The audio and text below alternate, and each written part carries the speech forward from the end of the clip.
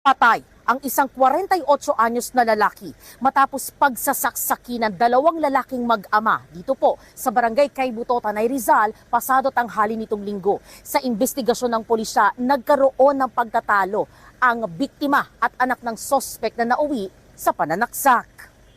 Sa kuha ng CCTV, kita ang tatlo sa isang eskinita. Armado ng patalim ang isang naka-jacket at isang walang suot na pang-itaas habang pinagtutulungan ang biktimang nakasombrero. Bumagsak sa kalsada ang biktima. May punto pang pinagtatadyakan ang biktima. Rumisponde sa insidente ang pulis na rumuronda sa lugar. Isinugod sa ospital ang 48 anyos na biktimang napuruhan sa saksak sa leeg at dibdib pero idiniklara siyang dead on arrival. Ayon sa pulisya, nagkaroon ng pagtatalo ang biktima at 28 anyos na sospek 2 araw bago ang insidente. Nung nangyari ang pagtatalo, nagsumbong itong anak ng sospek sa kanyang ama.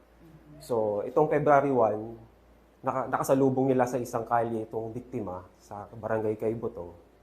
At doon na nag-init yung father kasi syempre inaaway yung anak niya, nagkakaroon ng pagtatalo. Doon na sila nagsimulang pagtulungan ng biktima. Magkahiwalay na naaresto ang mag-ama matapos ang ilang oras. Kasi alam namin may sugat din itong suspect. Hinanap namin to sa mga ospital na malapit dito.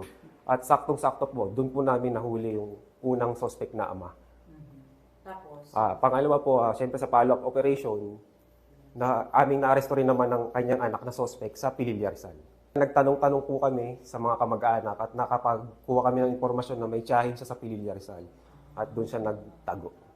Aminado ang mag-ama sa krimen. Hindi makapagsalita ang 50 anyos na tatay dahil sa tahi sa kanyang labi matapos daw mahiwa ng biktima. Nagtamo rin siya ng mga saksak sa kilikili at sa dalawang braso. Ayon naman sa anak niya, nakaaway niya ang biktima dahil sa sinuway niyang utos na pagpapakabit ng kadena ng motorsiklo. Pinapakabit lang po sa akin, hindi po ako sumunod. Tapos, ano ginawa niya?